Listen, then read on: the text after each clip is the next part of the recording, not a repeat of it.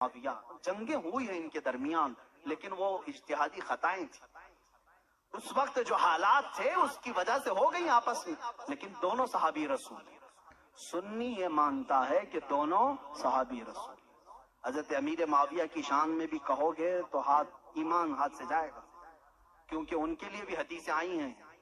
اور حضرت علی کرم اللہ وجہہ الکریم وہ تو داماد رسول ہیں، رسول کریم صلی اللہ تعالی علیہ وسلم کے جانثار صحابہ اس وقت کھڑے ہوئے ہیں جب کوئی نہیں تھا.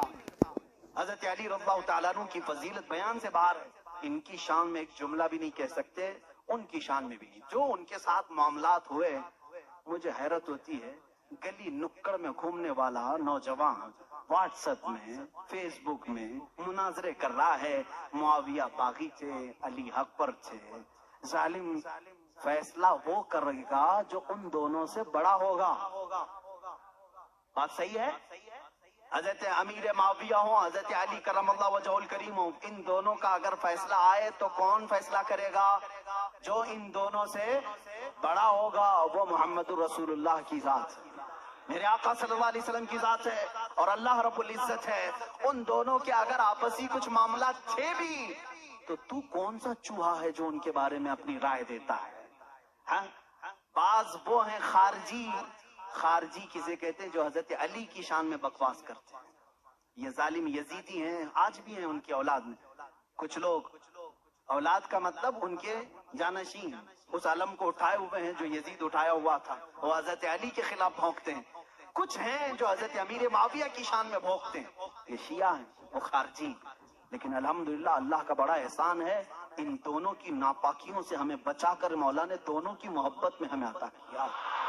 اہل سنت و جماعت وہ ہیں جو معاویہ کی شان کو بھی سمجھتے ہیں اور حیدر کرار کی شان کو بھی سمجھتے ہیں. ہم ان جھگڑوں میں کیوں پڑیں؟ قیامت کے دن ہماری نمازوں کے بارے میں ہم سے پوچھا جائے گا، جنگ جمل جنگ صفین کے بارے میں نہیں پوچھا جائے گا. بتاؤ کہیں کسی کتاب میں لکھا گیا ہے قیامت کے دن اللہ تم سے اٹھائے گا اور پوچھے گا علی اور معاویہ کے درمیان جنگ جمل کیوں ہوئی تھی، جنگ صفین کیوں ہوئی تھی؟ تم سے پوچھا جائے گا، مجھ سے پوچھا جائے. ان کا معاملہ ہے، اللہ ان سے پوچھے گا. میاں تو ڈر، تجھے تیری نماز کے بارے میں پوچھا جائے گا، تجھے تیرے عمل کے بارے میں پوچھا جائے گا. اپنا سب کچھ بھول کر کے وہ صحابہ کے بارے میں زبان درازی کر رہا ہے. اس لیے بچو، یہ رافضیوں کے پھیلائے ہوئے جراثیم سے اپنے معاشرے کو بچاؤ. نوجوانوں کو بھی میں تلقین کرتا ہوں، جب ایسی بحثیں آئیں تو وہاں سے اٹھ جانا، اس لیے کہ شیطان تمہیں غارت کرنے جا رہا ہے، تمہیں برباد کرنے جا رہا ہے.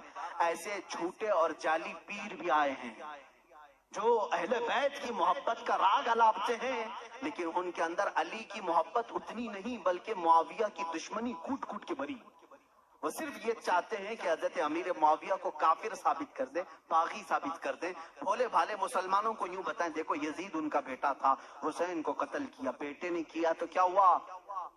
حضرت نوح علیہ السلام کا بیٹا بھی کافر نکلا، کیا اللہ کے نبی کو تانا دو گے؟ ابو جہل دشمن رسول تھا لیکن بیٹے اکرمہ صحابی رسول تھے. باپ کی غلطی بیٹے کو نہیں، بیٹے کی غلطی باپ کو نہیں دی جائے گی. حضرت امیر معاویہ اس وقت انتقال کر چکے تھے جب کربلا کے واقعات ہوئے تھے، نہیں تھے حضرت امیر معاویہ رضی اللہ تعالی. تو ان بحثوں میں نہ پڑو.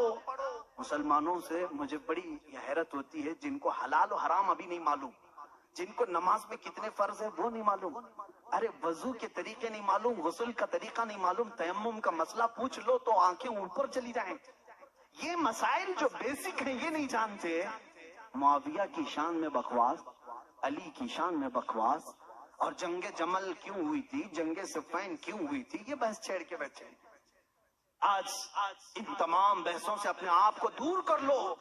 کچھ لوگ وہ ہیں جو ابھی سیدنا ابو بکر صدیق اور سیدہ فاطمہ الزہرا کے درمیان جو معاملات ہوئے اس کو لے کر کے پڑے ہوئے ہیں. یہاں پر بھی میں یہی کہوں گا، اے سنی مسلمانوں، ان اختلافی بحثوں سے اپنے آپ کو دور کر لو. سیدنا ابو بکر صدیق، یہ مسئلہ میں اب چھیڑوں گا نہیں اپنے اس مجمع میں. حضرت فاطمہ الزہرا رضی اللہ تعالیٰ عنہ کے درمیان کیا ہوا تھا، کیوں شک میں ڈالتے ہو 1400 سال بعد آنے والوں؟ حضرت فاطمہ رسول کریم صلی اللہ علیہ وسلم کا باغیچہ لینے گئی تھی جب حضرت ابو بکر خلیفہ تھے، جو باغ فدق تھا. حضرت ابو بکر صدیق نے یہ کہا، میں نے حضور سے یہ حدیث سنی ہے کہ نبی کی وراثت نہیں بڑھتی، کسی بھی نبی کی وراثت نہیں بٹتی، جو نبی چھوڑ جاتے ہیں وہ پوری امت کے لیے صدقہ ہے۔ انہوں نے جو حدیث سنی وہ بیان کر دی۔ حضرت فاطمہ رضی اللہ تعالیٰ عنہ واپس آ گئی، ایک باغیچے کو لے کر کے دونوں کے درمیان بات۔ شیعہ آپ جب بیان کرتے ہیں سننا مت، میں اجازت نہیں دوں گا ان کی تقاریر سننے کی، کیونکہ بھولے مسلمان کبھی بھی بہک جاتے، لیکن جو میں سنا ہوں رو رو کر کے بیان کرتے ہیں لوگوں کے درمیان۔ فاطمہ زہرا صدیق اکبر کے پاس گئی، ان کے چہرے پر تماچے مارے ہیں، ان کی چادر کھینچ لی، سارے قریش کی عورتوں نے انہیں پتھر مارے، وہ روتی ہوئی گھر میں آئی اور اسی غم میں انتقال کر گئی۔ ان کو شہیدہ کہتے ہیں کہ ان کو قتل کیا گیا۔ یہ جھوٹے قصے گڑھ کر کے مسلمانوں کو تباہ کرنا چاہتے ہیں۔ اے نادانو، تمہیں کیا معلوم صدیق اکبر رسول کریم صلی اللہ علیہ وسلم کے گھر والوں سے کتنی محبت کرتے تھے، کتنا ادب کرتے تھے۔